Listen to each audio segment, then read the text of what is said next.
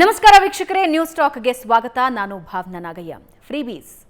ಫ್ರೀಬೀಸ್ ಇವತ್ತು ದೇಶದ ಯಾವ ರಾಜ್ಯದಲ್ಲಿ ಇಲ್ಲ ಅಂತ ಮೆನ್ಷನ್ ಮಾಡುವುದು ಕಷ್ಟವಾಗಿ ಹೋಗ್ತಾ ಇದೆ. ಯಾವುದೇ ರಾಜ್ಯದಲ್ಲೂ ಎಲೆಕ್ಷನ್ ನಡೆದ್ರೆ ಫ್ರೀಬೀಸ್ನ ಬಗ್ಗೆ ಚರ್ಚೆಯಾಗುತ್ತೆ. ಆದರೆ ಎಲೆಕ್ಷನ್ನ ನಂತರ ಅಧಿಕಾರಕ್ಕೆ ಬಂದ ಸರ್ಕಾರ ಪಡ್ತಾ ಇರೋ ಪಾಡು, ಅದರ ಅಭಿವೃದ್ಧಿ ಕಾರ್ಯಗಳ ಶೂನ್ಯತೆ ಎಲ್ಲವೂ ಸ್ಪಷ್ಟವಾಗಿ ಗ್ಯಾರಂಟಿಗಳನ್ನು ಎತ್ತಿ ತೋರಿಸ್ತಾ ಇದೆ.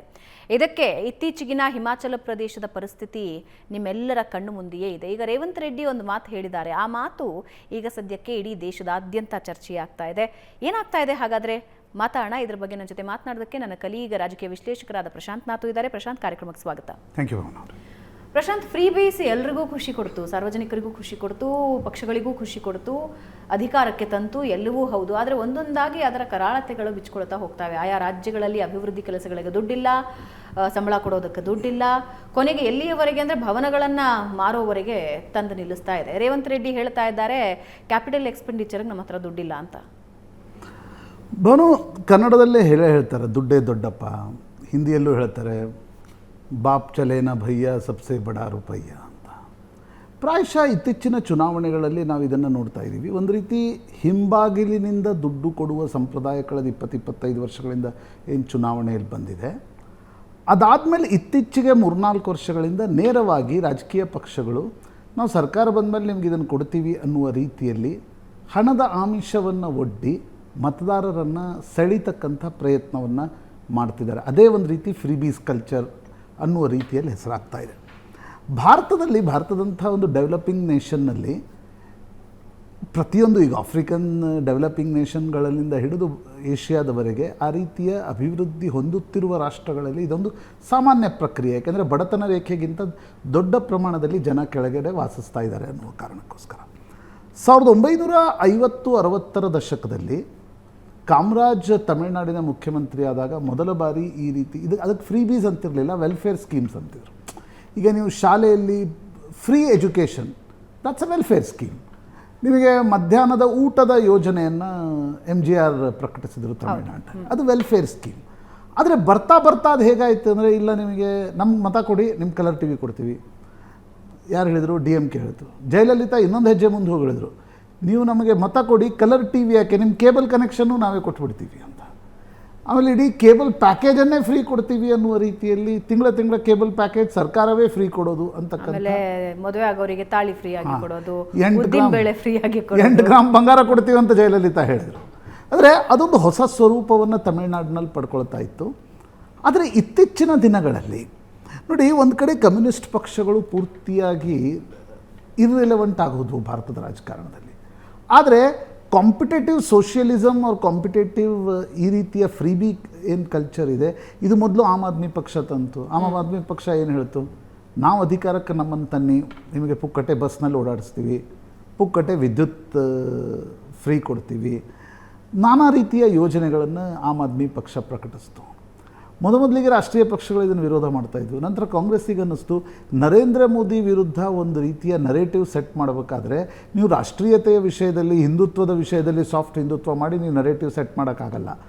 ಎಕನಾಮಿಕ್ ವಿಷಯದಲ್ಲಿ ನಾವು ನರೇಂದ್ರ ಮೋದಿಯನ್ನು ಹಿಮ್ಮೆಟ್ಟಿಸ್ಬೋದು ಅನ್ನುವ ಕಾರಣಕ್ಕೋಸ್ಕರ ಹಿಮಾಚಲದಲ್ಲಿ ಮೊದಲು ಈ ಪ್ರಯೋಗ ನಡೀತು. 19 ಗ್ಯಾರಂಟಿಗಳನ್ನು ಹಿಮಾಚಲದಲ್ಲಿ ಕಾಂಗ್ರೆಸ್ ಕೊಡ್ತು, ಅಧಿಕಾರಕ್ಕೂ ಬಂತು.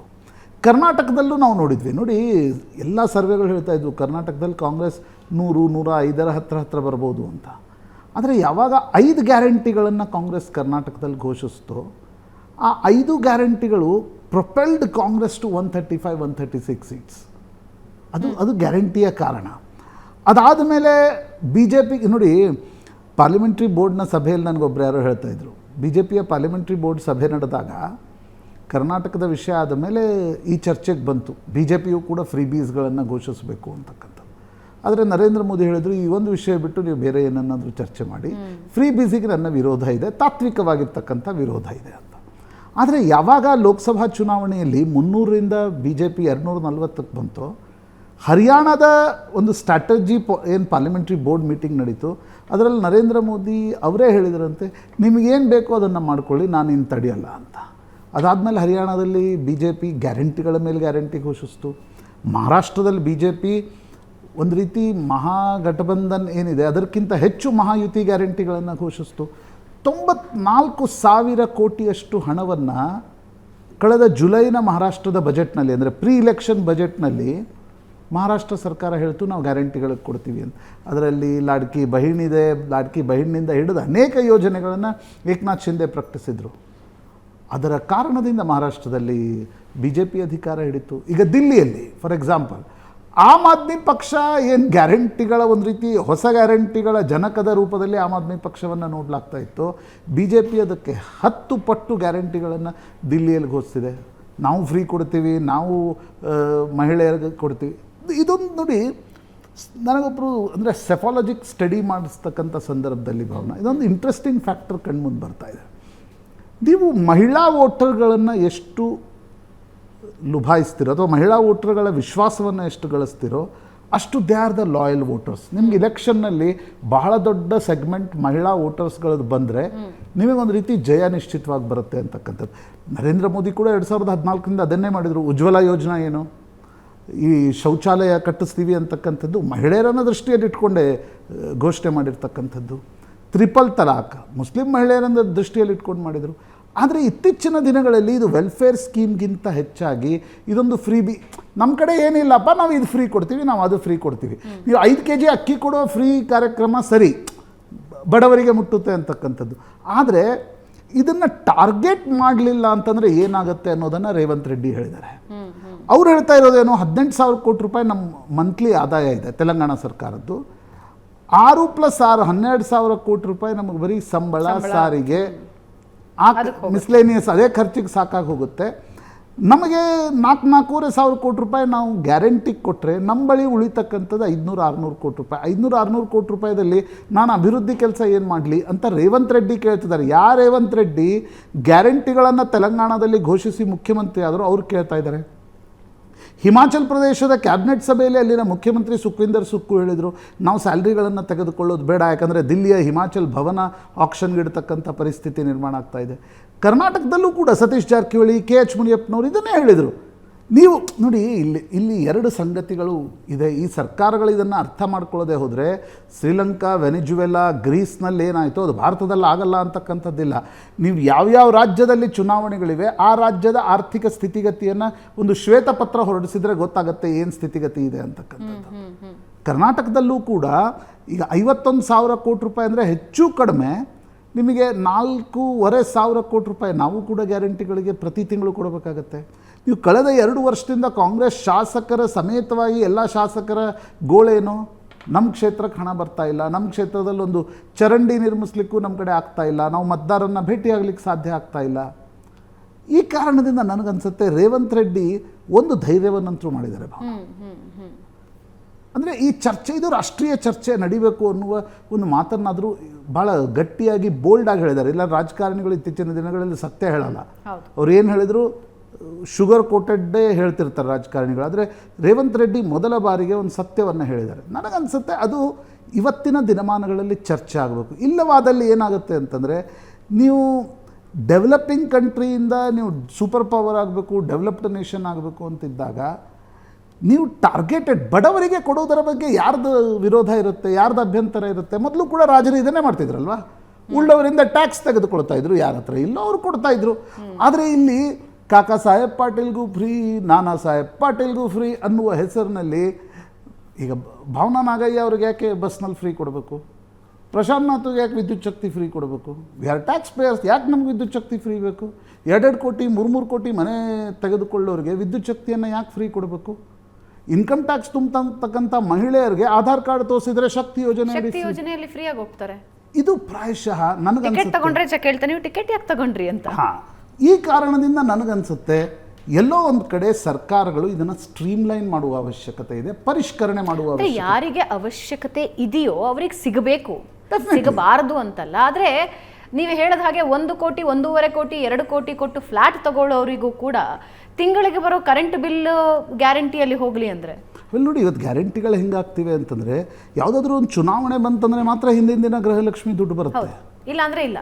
ಈಗ ನಮ್ಮ ಮನೆ ಕೆಲಸದವ್ರು ಇದ್ದಾರೆ ಈಗ ಬೆಂಗಳೂರಲ್ಲೇ, ಅವ್ರು ನನಗೆ ಹೇಳ್ತಾ ಇದ್ರು, ನೋಡಿ ನನಗೆ ಶಕ್ತಿ ಯೋಜನೆಯಿಂದ ಭಾಳ ನನಗೊಂದು ತಿಂಗಳಿಗೆ ಒಂದಿಷ್ಟು ದುಡ್ಡು ಉಳಿಯುತ್ತೆ. ಯಾಕಂದರೆ ಅವ್ರು ಗಳಿಸೋದೊಂದು 5,000-6,000 ರೂಪಾಯಿ ಮನೆ ಕೆಲಸ ಮಾಡಿ ಅಲ್ವಾ, ಅವ್ರಿಗೆ ತಿಂಗಳಿಗೆ ಒಂದಿಷ್ಟೇನು ದುಡ್ಡು ಉಳಿಯುತ್ತೆ. Definitely it is helpful for her. Gruhalakshmi ಬಂದಾಗ ಆ 1,500 2,000ರಿಂದ ಅವ್ರಿಗೆ ನಿಶ್ಚಿತವಾಗಿ ಸಹಾಯ ಆಗುತ್ತೆ. ಬಟ್ ನೀವೇನು ಮಾಡ್ತಾ ಇದ್ದೀರಿ, 4 ತಿಂಗಳಿಗೊಮ್ಮೆ 5 ತಿಂಗಳಿಗೊಮ್ಮೆ ಗೃಹಲಕ್ಷ್ಮಿ ಕೊಡ್ತಾ ಇದ್ದೀರಿ. ಮುಂದೇನಾದರೂ ಇದೆ ಅಂದರೆ ಇವಾಗ ನೋಡಿ, ಪ್ರತಿಯೊಬ್ಬ ವ್ಯಕ್ತಿಯ ಜಾಯಮಾನ ಹೆಂಗಿರುತ್ತಂದರೆ ಆತ 5,000 ಬಂದರೆ 5,000ದ ಖರ್ಚೇನು ಅಂತಕ್ಕಂಥದ್ದನ್ನು ಒಂದು ಪ್ಲ್ಯಾನಿಂಗ್ ಇರುತ್ತೆ. ಸರ್ಕಾರಗಳು ಚನ್ನಪಟ್ಟಣ ಚುನಾವಣೆ ಇದೆ, ನಾವು ಹಿಂದಿನ ದಿನ ಕೊಡ್ತೀವಿ. ಲೋಕಸಭಾ ಚುನಾವಣೆ ಇದೆ, ನಾವು ಹಿಂದಿನ ದಿನ ದುಡ್ಡು ಕೊಡ್ತೀವಿ. ನಾಳೆ ಜಿಲ್ಲಾ ಪಂಚಾಯತ್ ಬರುವವರೆಗೆ ಹಾಗಾದರೆ ಗೃಹಲಕ್ಷ್ಮಿ ದುಡ್ಡೇ ಬರಲ್ವಾ? ಇದು ಯಾಕೆ ಆಗ್ತಾ ಇದೆ ಅಂದರೆ ಬೊಕ್ಕಸದ ಮೇಲೆ ಒತ್ತಡ ಬೀಳ್ತಾ ಇದೆ. We are spending 1.9% of GDP into the guarantee. Maharashtra 2.2% ಖರ್ಚು ಮಾಡ್ತಾ ಇದೆ, ತೆಲಂಗಾಣ 2.2% ಖರ್ಚು ಮಾಡ್ತಾ ಇದೆ. ನೋಡಿ, ನಾನು ಗ್ರೀಸ್ನ ನೀವು ಸ್ಟೋರಿಯನ್ನು ಓದಿದ್ರೆ ಗೊತ್ತಾಗುತ್ತೆ. ಡೆಟ್ ಟು GDP ರೇಷಿಯೋ ನಿಮಗೆ ಮಿತಿ ಮೀರಿದಾಗ, ಸರ್ಕಾರಗಳು ತಮ್ಮ ಸ್ಪೆಂಡಿಂಗ್ಗೆ ಕಡಿವಾಣ ಹಾಕದೇ ಹೋದರೆ ರೈಟ್ ಈ ರೀತಿಯ ಸ್ಥಿತಿ ಬರುತ್ತೆ ಅಂತಕ್ಕಂಥದ್ದು. ಈಗ ಗ್ರೀಸ್ಗೆ ಬಂದಿದ್ದು, ಶ್ರೀಲಂಕಾಗೆ ಬಂದಿದ್ದು, ಭಾರತಕ್ಕೆ ಬರಲ್ಲ ಅನ್ನೋದು ನನಗನ್ಸುತ್ತೆ ಸ್ವಲ್ಪ ಅತಿಶಯೋಕ್ತಿ ಅಥವಾ ಉಡಾಫೆಯ ಮಾತಾದಿದೆ. ಬೇರೆಯವ್ರನ್ನ ನೋಡಿ ಭಾರತೀಯರು ಬೆನ್ನು ತಟ್ಕೊಳ್ಳೋದಲ್ಲ, ಮುಂದಿನ ದಿನಗಳಲ್ಲಿ ನಮಗೆ ಇಂಥ ಪರಿಸ್ಥಿತಿ ಕಾದಿದೆ ಅನ್ನೋದನ್ನ ನಾವೆಲ್ಲರೂ ಯೋಚನೆ ಮಾಡಬೇಕು. ಸ್ಪೆಷಲಿ ಆಡಳಿತ ವ್ಯವಸ್ಥೆಗಳು ಯೋಚನೆ ಮಾಡಬೇಕು, ಸರ್ಕಾರಗಳು ಇದ್ರ ಬಗ್ಗೆ ಯೋಚನೆ ಮಾಡಬೇಕಾಗಿದೆ. ಯಾರಿಗೆ ಎಷ್ಟು ಪ್ರಮಾಣದಲ್ಲಿ ಕೊಟ್ಟರೆ ಆ ಭಾರವನ್ನು ತಡಿಬಹುದು ಅನ್ನೋದನ್ನ ಅರ್ಥ ಮಾಡ್ಕೋಬೇಕಾಗುತ್ತೆ. ನೋಡೋಣ, ರೇವಂತ್ ರೆಡ್ಡಿ ಅಂತೂ ನೀವು ಹೇಳಿದಾಗೆ ಧೈರ್ಯವಾಗಿ ಆಚೆ ಬಂದು ಹೇಳಿದ್ದಾರೆ. ವಾಟ್ ನೆಕ್ಸ್ಟ್ ಅನ್ನೋದ್ರ ಬಗ್ಗೆ ಸಿದ್ದರಾಮಯ್ಯನವರು ಹೇಳ್ಬೋದು ಅನ್ಸುತ್ತೆ ಕೆಲ ದಿನಗಳಲ್ಲಿ. ಒಂದು ಸ್ವಲ್ಪ ರಾಜಕೀಯ ಗುದ್ದಾಟಗಳು ಕಮ್ಮಿ ಆದ ನಂತರ ಬಹುಶಃ ಅದ್ರ ಬಗ್ಗೆ ಗಮನ ಕೊಡ್ತಾರೆ ಅನ್ಸುತ್ತೆ. ಧನ್ಯವಾದ ಪ್ರಶಾಂತ್. Thank you. ವೀಕ್ಷಕರೇ, ಇದು ಇವತ್ತಿನ ನ್ಯೂಸ್ ಟಾಕ್. ನಮಸ್ಕಾರ.